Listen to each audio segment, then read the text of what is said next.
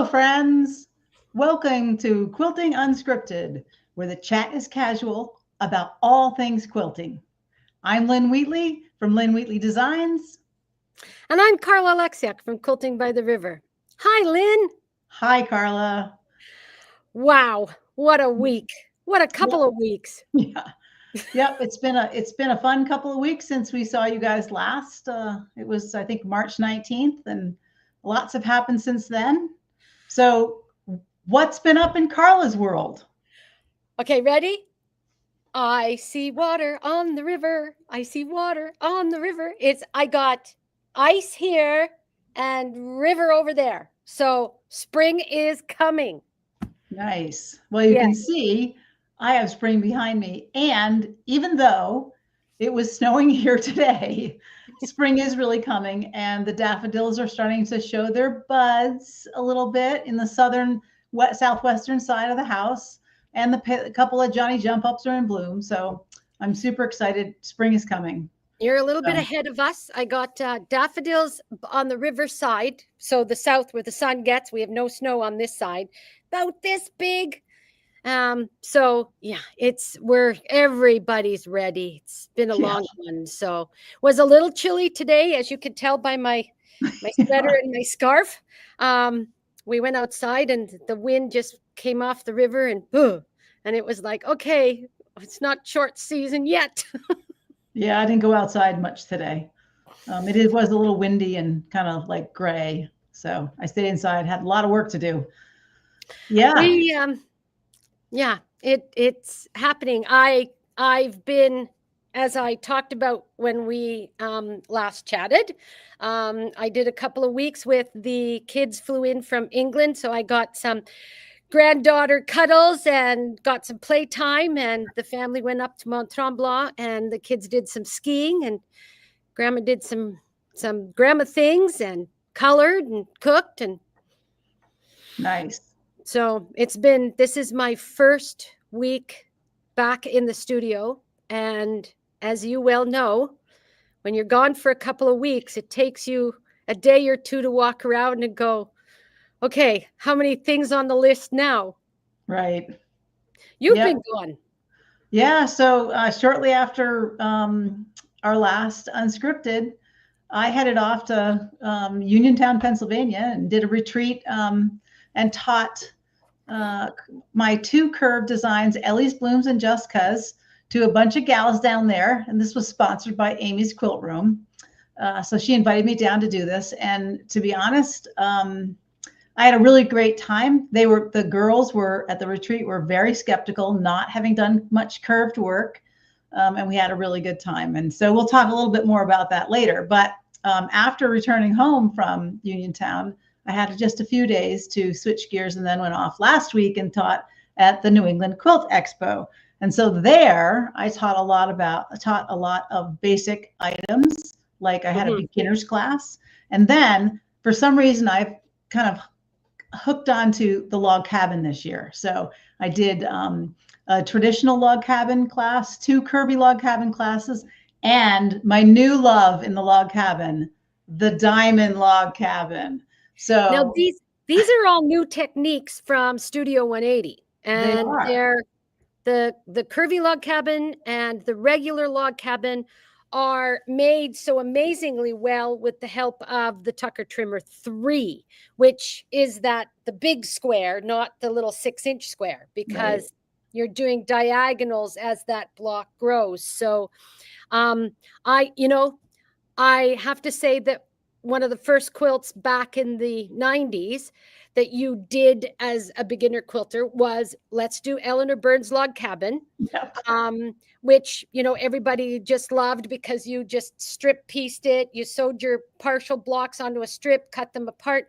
I was never very successful with that. And as a beginner quilter, if your seams aren't exactly straight, that outside edge does that little wibbly wobbly. And if you don't know how to fix that mistake, by the time you're outside, it really does become more of a wonky log cabin than that nice, pristine block.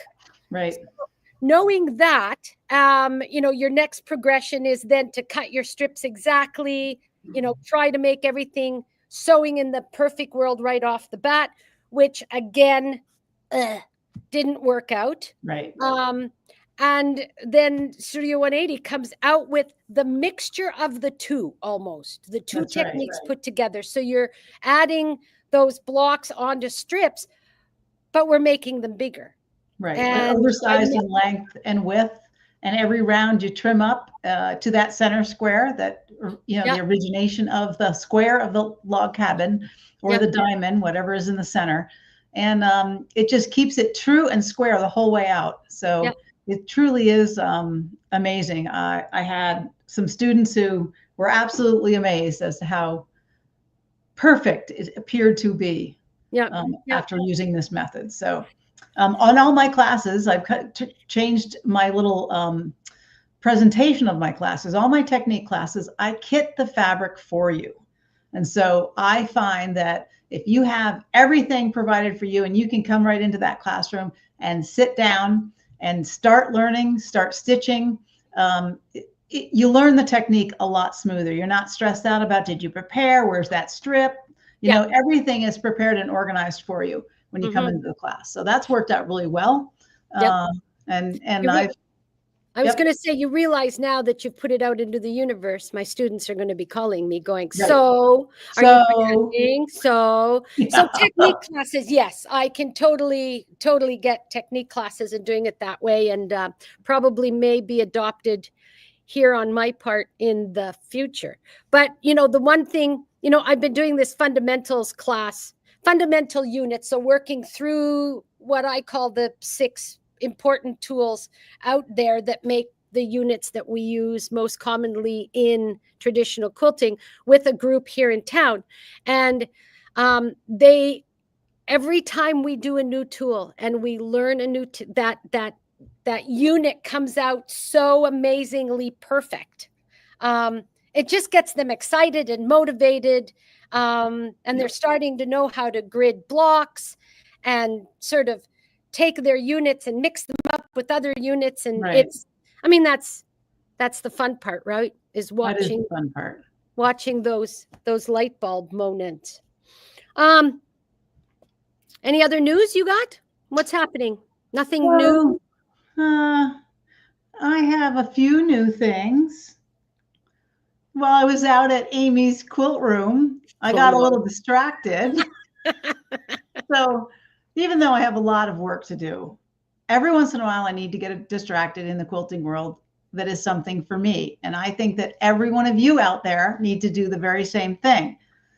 Push something aside and just say, you know what, it's time for me time. So I was during the retreat, there's an exclusive shopping night. Here we go. Here we go. Exclusive shopping night where we go off to Amy's quilt room and we all buzz around, the students and I, and looking for different things. And, she does a special discount for us. And because we know quilters don't like to shop. No, not at all. Never. Yeah. So I'm walking around the shop, and actually I was looking for a few things. I picked up some batiks that I'm going to use to make the first test quilt for the cruise design. So Sun-Kissed Waves. So I got some of those, and then I'm walking through and I saw this bolt of fabric. It was a wide back, and I absolutely fell in love with it. So I'm going to show it to you. When that happens. I know. So here it is. It's called Secret Garden. Okay. And it's just absolutely stunning. It is absolutely so summery and happy and just little bit of 60s in there, Lynn. Yeah. So I walked by this wide bolt several times, and I even pulled it out and looked at it and walked away and looked at it from afar. And it was funny because a couple of the retreaters had already finished shopping, and they were kind of like hanging out in the sitting area, and they're looking at me and they're going, she's going to buy it. And I said, well, when you walk around with the bolt, it's over. It's a game over. So I'm just really worried that you're going to make pants for the cruise out of that. Well, that's a thought. I could make pants for the cruise. or a nice little blouse. Anyway, so I get up to the counter and I slap it down. I said, I need 3 yards of this wide back. That'll be big enough to make a quilt. And so here's the skinny with that. I am going to design a quilt starting with the back. Okay, so the back fabric is the inspiration for the front patchwork design. Cool. So gets better. Amy rolls around the corner and she sees them cutting this wide back for me. And she goes, you know, we have the whole line. Oh, I'm like, oh my goodness. Oh, it just all went upside down. So I kind of have a little bit of a formula now that I've designed quilts for long enough that I know how much dark and mediums and lights and stuff. So I march right over there and I look at that fabric line. And this is what I came home with.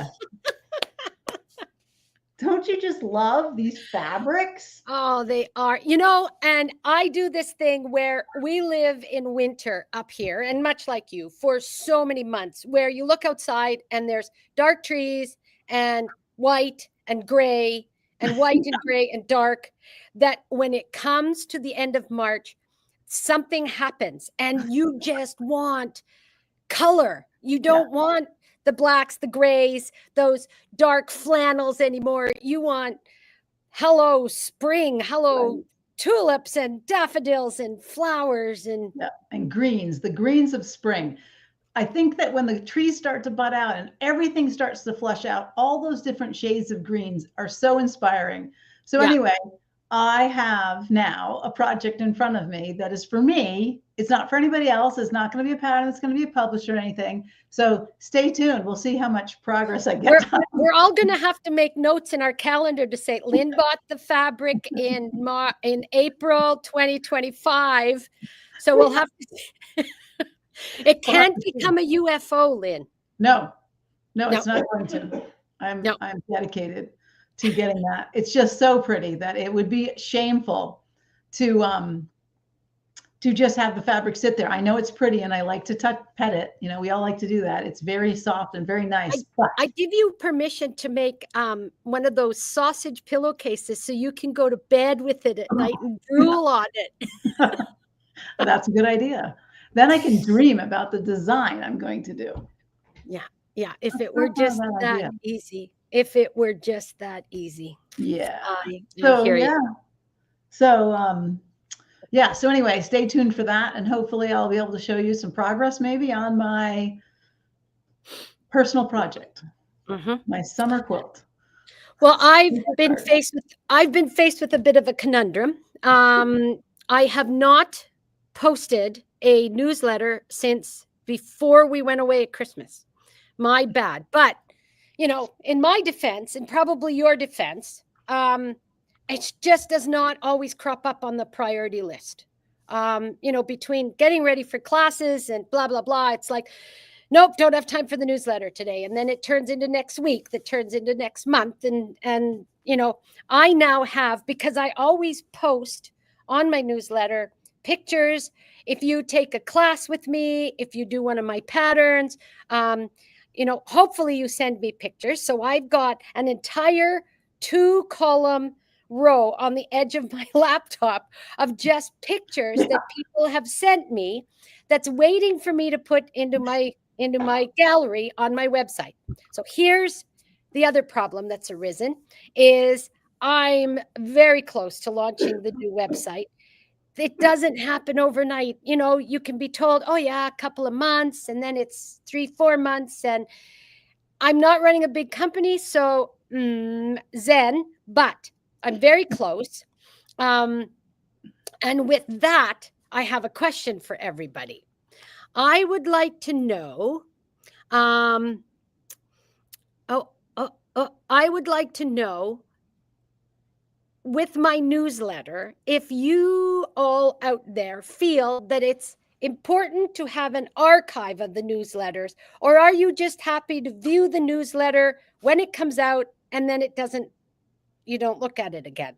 So this is, Lynn, do you have feelings on this? I know your newsletter is just a newsletter. You put it out and it's gone. So, you know, I know that I do appreciate some of the people I follow, or that they have an archive in newsletters. I also know that sometimes people will do a short post about a topic, and they'll say, I wrote about it in my newsletter, go here.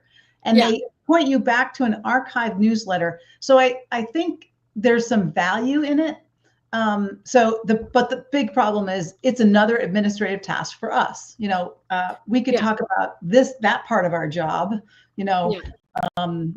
and so the question we have for our following is, do you want to occasionally go back and see what we wrote about,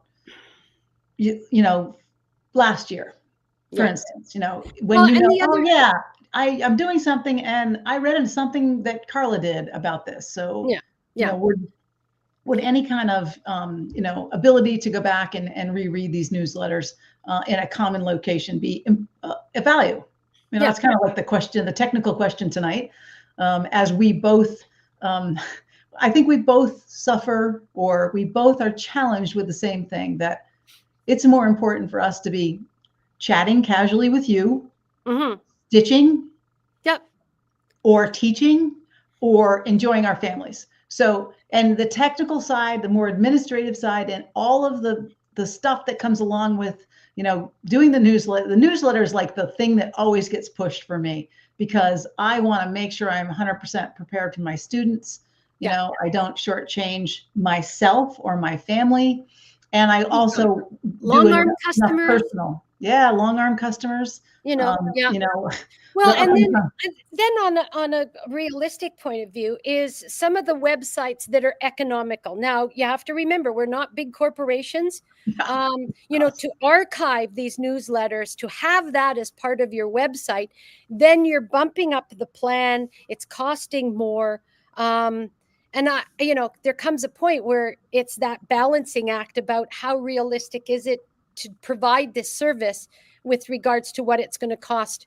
So just, if you're out there and you're listening, if you can send some feedback. It looks like Bev's chimed in for us. Hi, Bev. Hi, Bev. We got a couple of people chatting on the line. Bev has said, if you're teaching something or offering tips about quilting, I do like to be able to go back and check out what you've said. That being said, I do save the ones that are particularly helpful. So, Yep. Yeah. I mean, at that point, maybe if you think that it's going to be super helpful, then you save the newsletter, on your computer somewhere. Right. Shirley says she can always call me, and yes, you can. Yeah, you can always find us. Both of us are fairly responsive, whether it be through email or, the Facebook, or our text message, even, because now our phone numbers are everywhere. So, we are quite connected and both fairly responsive within reason. Last week I was teaching back-to-back classes. Every 3 hours I changed class. So I taught all 3-hour classes last week, 6 different things. And so during that period of time, it takes me every waking hour of the day to actually get through all the orchestrated things that have to happen to make that happen. So 5 or 6 days go by where I don't answer emails. And so hence this week is a complete catch-up week for me. Here in the studio, I have done nothing but catch up with emails and finish my all my work from last week and the week before. And now I'm preparing to go back out on the road again. So anyway, but we are pretty responsive, and I tell everybody in my class, even if you have a question that is not about the particular topic that I covered in class, the technique I taught, but you are struggling with something, send me an email. I'm here to help. I'm here to share my passion for everything quilting. So yes, because I mean that's what gets us excited. So on that topic, Lynn. I know up here there's not a lot of us professional quilters tootling around. I'm fairly secluded, which means that, sometimes the North gets overlooked and, and I'm always asked, well, I've been quilting for so long, I don't need to take classes. And I have an answer to that one, is you can always learn something new. And, a long time ago, one of my quilting teachers from, way back when, said, even if it's not directly associated in the classroom to the project that you're doing, if you come away from a class with one new thing, then your class has basically paid for itself. Like, you've learned the one thing. You and I still take classes occasionally. I learned from you, you learned from me. We get together with groups of people. We're constant. Things are changing. Right. The quilting world is expanding so much. Right. There's new tools, there's new techniques, there's things that, I didn't even think about. One of my students gave me a tip when I was at the retreat in Uniontown. And that was, I gave a minimum pre-cutting. So I taught 2 projects at the same time at this retreat.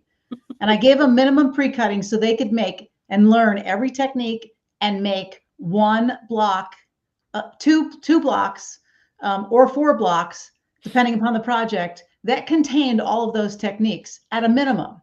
Yeah. And so they did the minimum pre-cutting and they got through that. And then they were ready to cut the rest of the quilt. So their suggestion to me, and I've been doing this a long time, and I don't know why I didn't think of this myself, but I learned from my students every class. They said, well, it would be nice if you just passed out a sheet that had cut the rest of this, which takes out the minimum pre-cutting from the cutting table in the pattern. So I'm like, brilliant, a brilliant idea. But that's an example how I learned from the student. Yeah. How I could be better as a teacher. And I know that quilters teach quilters every day that they're quilting together. Yeah. So, I think everybody can learn something. What about the feet on your machine? I mean, this last week, I saw all kinds of what people thought were 1/4-inch feet. And how to handle, or how to figure out, how do I make a good 1/4-inch, an accurate, consistent 1/4-inch when I have a foot that is not even meant for that? How do I figure it out? How do I make the adjustment? That kind of thing.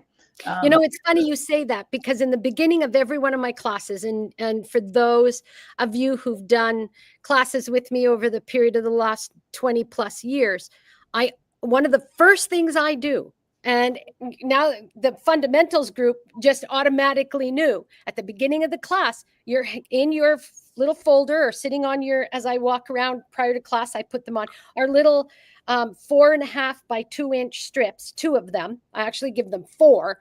And you sew 2 of them together, you press them open, and they should equal or measure to 3.5. If it doesn't, if it's too big, your seam's too small, and make the appropriate adjustment.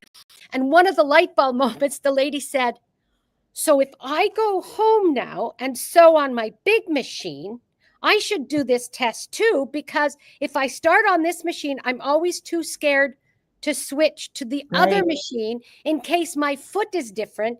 And then she looked and she goes, but it has nothing to do with the foot. And it's like, ta-da. Yeah. But, it's those funny things where, and she, she's not a new quilter. She's been quilting for years and years and years. It's that connection of just doing sometimes some of those basic things. Yeah, the basic, the 1/4-inch seam allowance is it's a foundation thing for us quilters. And understanding how to always achieve that, regardless of what machine, what foot you're on, because you're going to some of these bigger shows and you don't sew on your own machine, you sew on a machine that's provided for you. So how do you know? Yeah. So understanding a quick practical test that you can do with a couple pieces of fabric, so you can understand where you are in that 1/4-inch, is just, it's just easy. And it's a basic thing. You can do it anywhere. You know, the other thing that's really important at this point is you and I, for the first time ever, will be teaching together. And there's things that you do and there's things that I do, which I think are going to be absolutely fun, hilarious, and mind-blowing. Yeah. Because no two teachers do, like, we're pretty on point together, but you could take a class with me and never know any different, and go to one of the shows and take a class from Lynn, and Lynn will do things maybe a little bit different, or find a technique that is even better than what you've been shown prior. And that's all part of adding. I said, Right. Getting those tips and tricks in your pocket, so that if the situation arises in a future quilt, you can say, oh, just a minute. Right. I've done that. I've done that. I didn't like it, or I've done that and it's worked really well. And that just makes for making quilting fun, easier, relaxed. Right. I mean, a perfect example of this is pinning. Carla and I will pin differently. We came from two different worlds. We learned different things. I still am evolving some of my pinning, even though I don't pin unless I absolutely have to. I'm a productive pinner, but there are different techniques, and everybody's hands work differently. Yeah. So depending upon how your hands work and how you hold pins and what's comfortable for you, the technique is going to be different. And that's where, being exposed to many different techniques, you will then find the one that works for you the best. That's right. So. Yeah. And as long as it works and your end result is what you want. What you want in the end, that's the goal. Because I know when I teach, my end goal is to make quilting not frustrating. Right. We all started and we were frustrated, and you were supposed to get points and it didn't happen, and you didn't really know how to cut, how to hold the ruler, blah, blah, blah, which, and if you've been quilting for a long time, it's like driving. Okay. Now, I don't know when the last time you drove with your husband upstairs, but you get into a few bad habits where you don't always signal when you should. So that's why they made women, because you sit in the passenger seat and you go, put your signal on. Anyway, every once in a while, take a beginner quilting class. Hey, it's fun. Your brain goes, I know how to do this. As opposed to the first time you took the beginner class and you were totally lost and you're thinking, oh God, this is very hard and blah, blah, blah. You do that, but there might be that one little nuance that just needs to be tweaked again, and off you go to the races. So, right.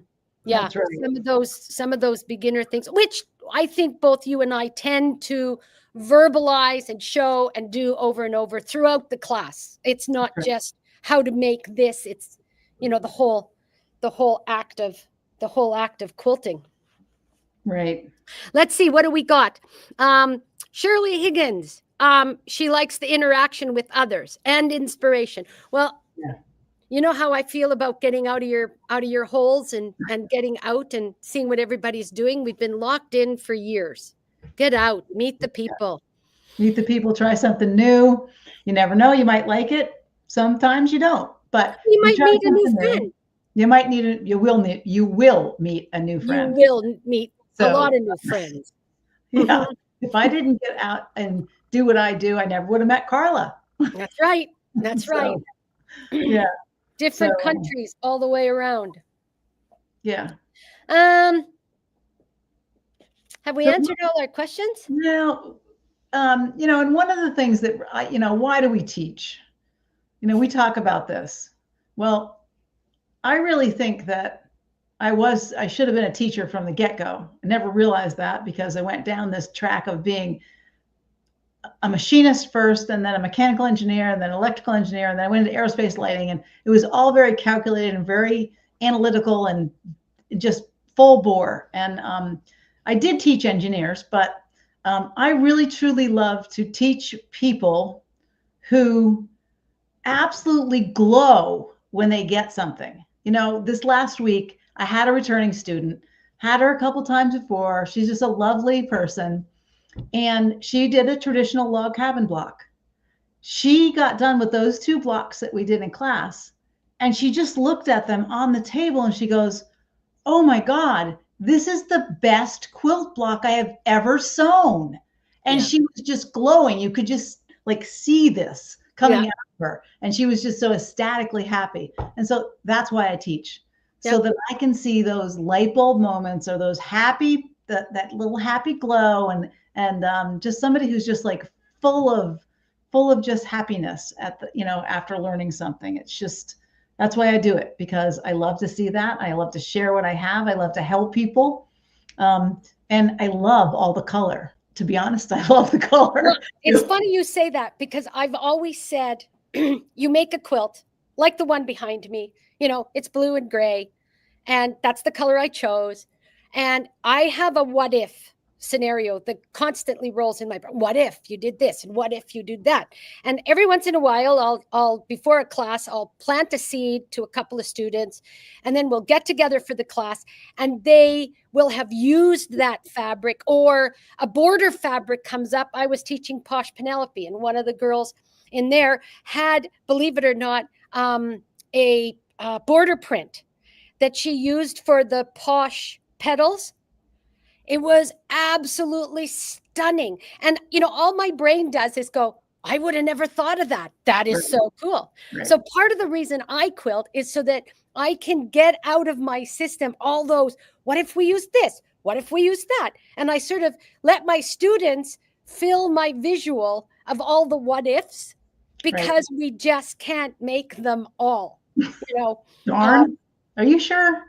Well, yeah, no, I'm absolutely positive. I just can't make them all. Now, on the other hand, Lynn, I was a dental hygienist. I may not have taught quilting. I've taught toothbrushing for years and years and years and years. And explaining a whole pile of, other things that are going on in someone's mouth, and went from there to teaching post-secondary.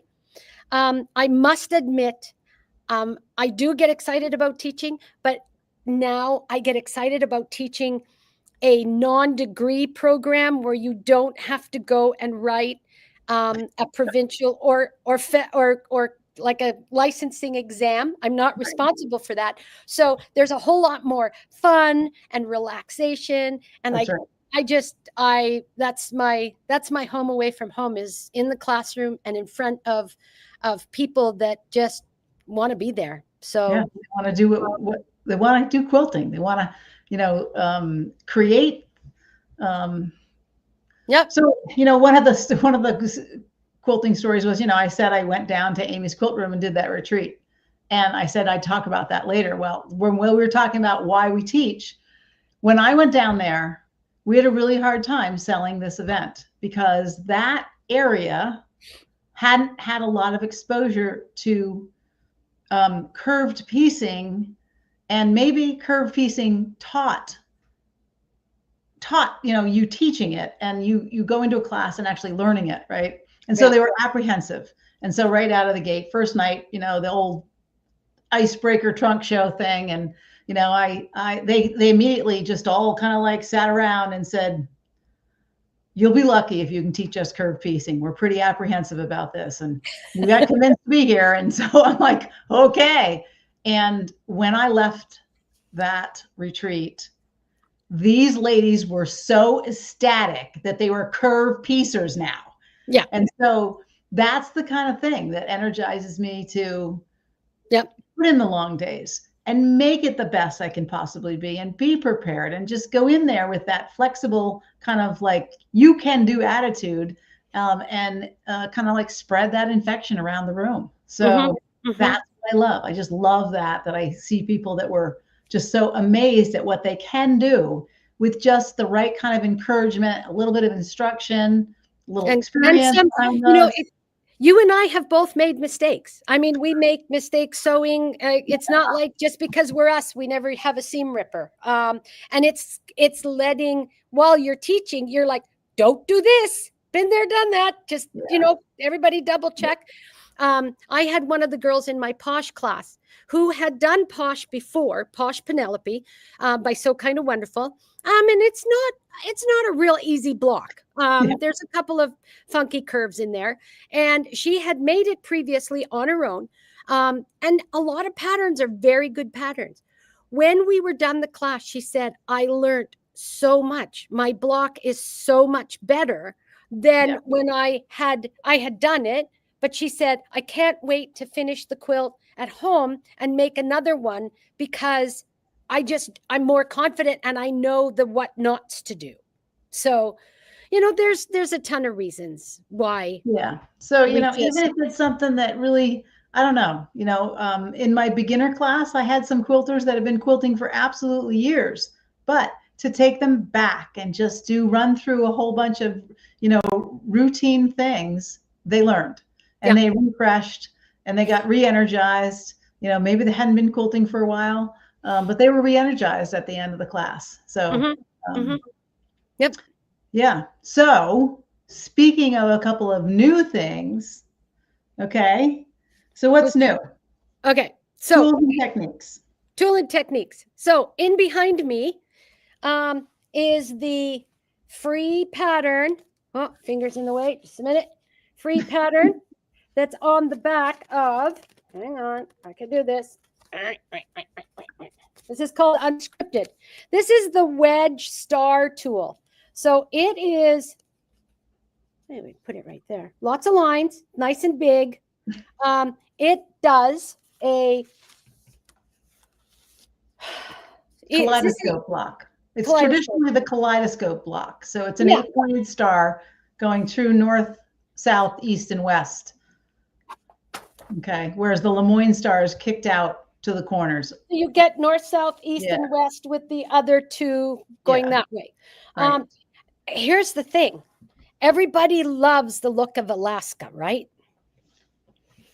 Alaska's really big, but she does it with templates. Yep. You can do it. All of the 3 blocks that you learn off the wedge star, okay? So you learn the solid wedge. You learn the little, what do they call those? That's a standard wedge, basic wedge. Basic wedge. And then when you combined them into a mixed wedge, where you have wedge, you could do Alaska. Plus the fact that the ruler does a billion sizes, everything 3-inch to a 24-inch star. So the next one here is a 3-inch star. Now you want to know something cool? They've come out with a new one. So this is the pint size. So this guy will do from 2 to 12. So this guy is really nice for those miniatures where you want to, and it's less cumbersome. So if you're doing up to a 12-inch block, you can use the pint size. Yep. So I think that's really cool, because if this is a 3-inch, and I like little things. Yes. So I'm not going there. I'm not going there.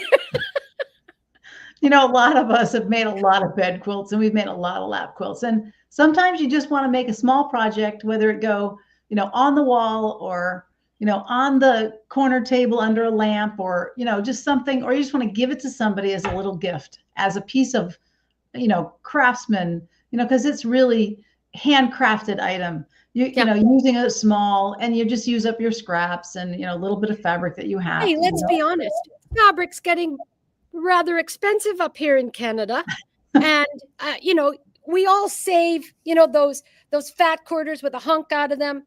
And you've got these bits, miniatures, I tell you. Yeah. Hell yeah. So there's a couple of other new tools that just came out from Studio 180. So they're rulers. They're not tools. So they're called first choice rulers. There's a 4x14 and a 7x13. I got to put this on a piece of paper because and there's a special feature on this ruler, and I'm so thrilled they came out with it, because I have an older ruler that has one of these features, and I absolutely love it. It's the 2 features that are on the point. Yeah. So that corner right there has the 30, 45, and 60-degree angle lines from the edge of the ruler going in both directions. I've used that on an old ruler many, many, many times, whether you're cutting a 45-degree off of strips or you're doing a 60 degree for a one block wonder. That's what I used to make one block wonders until the Star 60 came out. Yeah. And then on the other side of the tool, the same intersecting lines are, but they're set in 1/4 inch where that seam allowance is. That has a whole gambit of reasons why we would want that. And too many to go into tonight. But anyway, these rulers have just come out. They've been out for about a month now. And I'm excited to get working with them, and you should check them out. So they are rulers. I was one of the girls in my fundamentals class. We were doing square and a square, and hey, I get it. Tools are expensive, and she didn't want to buy the tool, and basically said, if I need to make a square and a square, is there a way around it? And it's like, so you can do that 90-degree angle and the 1/4 of an inch away from the edge. Yeah. And just trim off every single side. Right. For ruler geeks, which I happen to be one of those, that tool just has infinite possibilities to be used.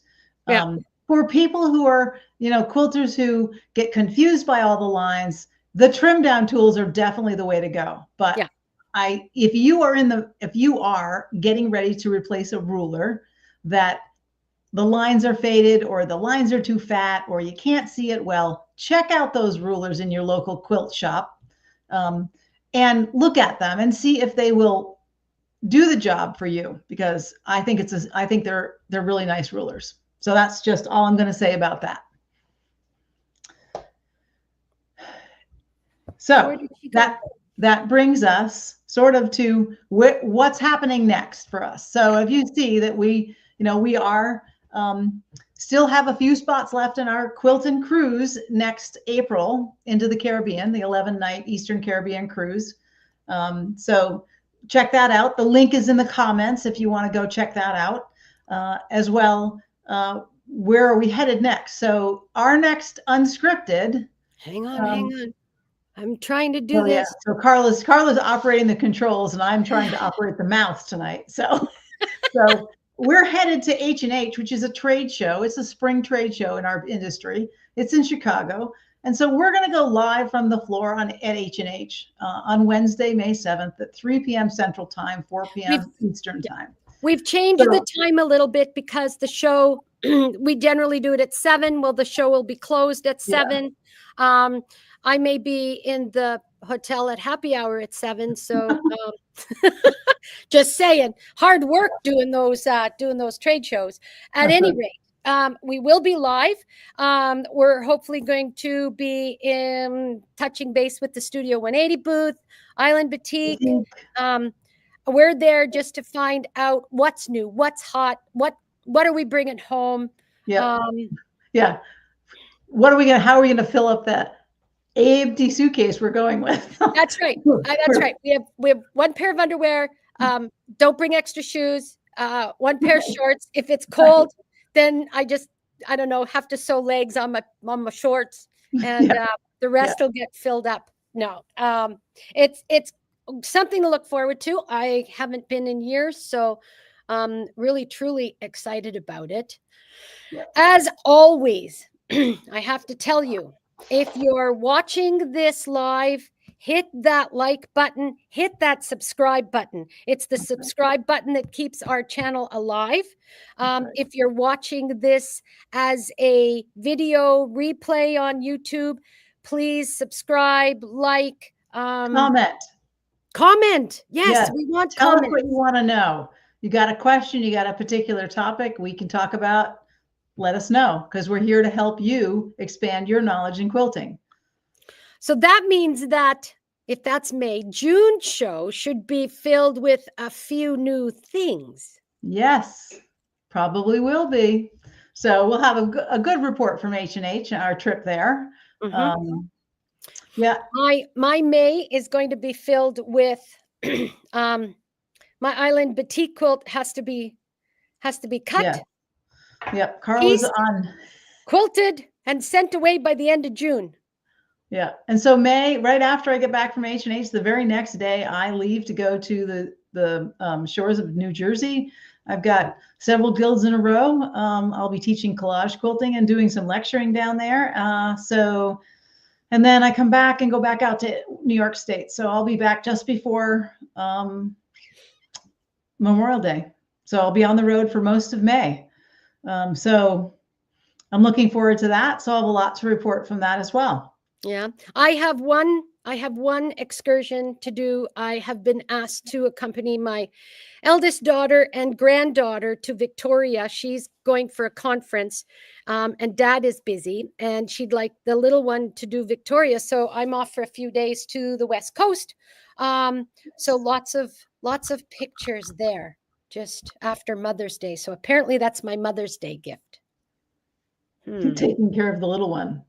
Yeah, it's family time. It's always fun. It's always important. Yeah, it's going to be. Apparently, we're going whale watching, which is on my bucket list. So nice. Yes, pretty excited about that one. All right. Hey, thanks to everyone for joining us tonight. If you enjoyed the chat, make sure, like Carla said, to subscribe and like, so this YouTube channel can keep going, and comment and let us know what you want us to chat about. We love hearing your thoughts. So keep creating, stay inspired, and enjoy, and make it your quilting journey. Until next time, bye, Carla. Bye, everybody. Bye, everyone.